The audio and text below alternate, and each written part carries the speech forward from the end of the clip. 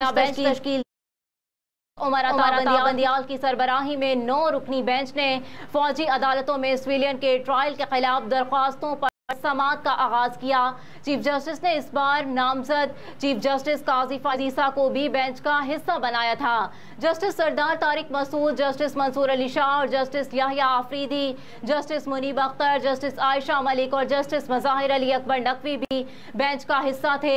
समाअत का आगाज हुआ तो जस्टिस काजी फाजीसा ने कहा कि अटॉर्नी जनरल रूस्टरम पर आए, मैंने कुछ कहना है। अदालत को इख्तियार समाअत आइन का आर्टिकल 175(2) देता है। मैं अपनी कौमी जबान उर्दू में बात करूंगा। ताज्जुब हुआ कि कल रात 8 बजे कॉज लिस्ट में मेरा नाम आया। Supreme court practice and procedure bill पर कोई बात नहीं करूंगा। जस्टिस काजी फाजीसा का कहना था कि supreme court practice and procedure अभी बना नहीं था कि 13 अप्रैल को सुप्रीम कोर्ट के 9 रुकनी बेंच ने हुक्म इम्तना दिया। सुप्रीम कोर्ट ने supreme court practice and procedure bill की समाअत जुलाई तक मुलतवी की। सुप्रीम कोर्ट रूल्स पढ़े क्या कहते हैं। आइन सुप्रीम कोर्ट को समाअत का इख्तियार देता है। जज का हलफ कहता है कि आइन और कानून के मुताबिक फैसला करूंगा। प्रैक्टिस एंड प्रोसीजर एक कानून है। मैं supreme court practice and procedure bill में बेंच का हिस्सा नहीं, कुछ नहीं कहूंगा। उन्होंने कहा कि इससे पहले एक अज़खुद नोटिस मेरे बेंच में समाअत के लिए मुकर्रर हुआ। मैंने अपने फैसले में कहा कि आइन के आर्टिकल 184(3) में रूल्स बनाए जाएं। इसके बाद ताज्जुब, दुख और सदमा हुआ कि 31 मार्च को इशरत अली साहब ने सर्कुलर जारी किया। इशरत अली साहब ने 31 मार्च के सर्कुलर में कहा कि सुप्रीम कोर्ट के 15 मार्च के हुक्म को नजरअंदाज करें। ये वक़्त थी सुप्रीम कोर्ट के फैसले की। फिर सुप्रीम कोर्ट ने 6 मेंबर बेंच बनाकर सर्कुलर की तौसीक की और मेरा फैसला वापस लिया। मेरे दोस्त यकीनन मुझसे काबिल हैं, लेकिन मैं अपने ईमान पर फैसला करूंगा।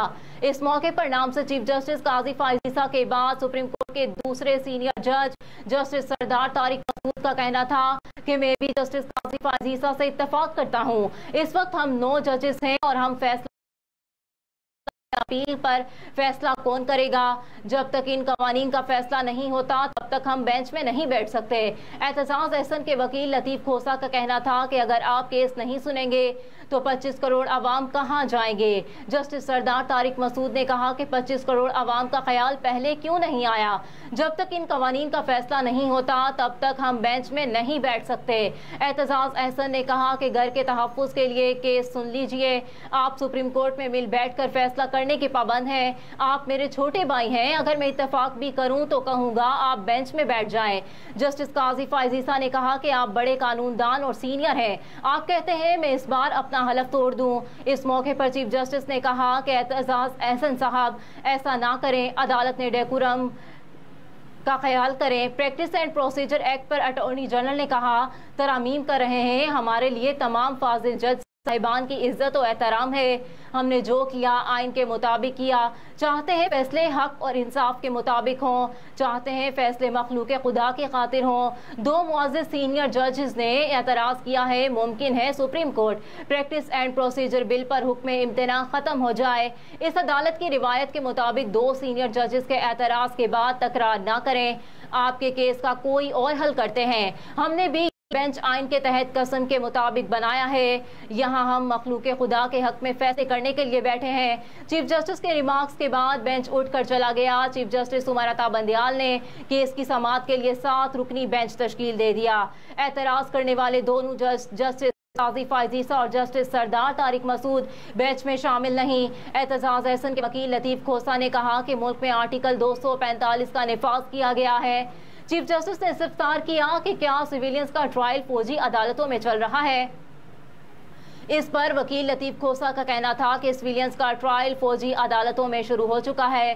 कौमी सलामती कौंसिल के इजलास के एलामिये में कहा गया है कि 9 मई के वाक़यात के नाकाबिले तरदीद शवाहिद हैं। सिविलियंस का ट्रायल या तो कोई कर्नल करेगा या ब्रिगेडियर। जस्टिस मंसूर के इस्तफसार पर लतीफ खोसा का कहना था कि ISPR का ही जारी एलामिया है। काबीना ने ISPR के एलामिये की तौसीक की। इसमें इंसदाद दहशतगर्दी अदालत से दरख्वास्त करके सिविलियंस के केसेस फौजी अदालतों में मुंतकिल करने का कहा गया। जिसने भी तंसीबात पर हमला किया उनसे मेरी कोई हमदर्दी नहीं है।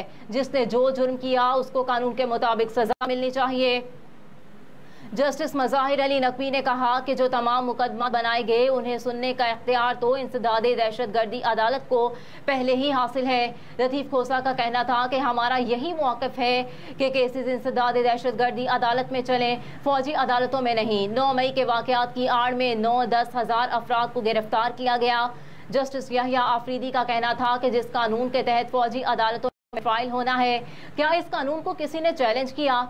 जस्टिस आयशा मलिक ने सवाल किया कि क्या फौजी अदालतों से मुतालिक कानून चैलेंज हो सकता है? जस्टिस आयशा मलिक ने कहा कि आर्मी एक्ट सिविलियंस पर काबिल अमल नहीं तो ATC के मुकदमात फौजी अदालत कैसे मुंतकिल करने दिए। चीफ जस्टिस पाकिस्तान का कहना था कि हम आर्मी एक्ट पर पुराने फैसलों को नहीं देखेंगे। लतीफ़ खोसा का कहना था कि इस तरह के ट्रायल से आलमी सतह पर भी मुल्क की बदनामी होती है। यहाँ ये हुआ, जिसने प्रेस कॉन्फ्रेंस की उसको छोड़ दिया, जिसने नहीं की उसे पकड़ लिया। हमारे घरों पर हमले हो रहे हैं, मेरे घर पर हमला हुआ है, सिविलियन के फौजी ट्रायल पर इम्तना दे दें। चीफ जस्टिस का कहना था कि हर चीज़ हुक्म इम्तना से दुरुस्त नहीं की जा सकती। उम्मीद है अभी तक मिलिट्री ट्रायल शुरू नहीं हुआ होगा। चीफ जस्टिस ने कहा कि दूसरा तबका सहाफ़ी हैं, सहाफ़ी आज़ाद नहीं है और ये ठीक नहीं है। केस को जल्द निपटाना चाहते हैं, कोई हुक्म इम्तना जारी नहीं कर रहे। इस केस को सुनने वाला बेंच अब यही रहेगा। अगर बेंच का एक भी मेंबर ना हो तो समाअत नहीं हो सकेगी। तमाम फरीकेन अपने दलाइल तहरीरी तौर पर जमा करा दें। चीफ जस्टिस ने अटॉर्नी जनरल से कहा कि बताएं कि कितने अफराद को अब तक गिरफ्तार किया गया और उन्हें कहाँ रखा गया।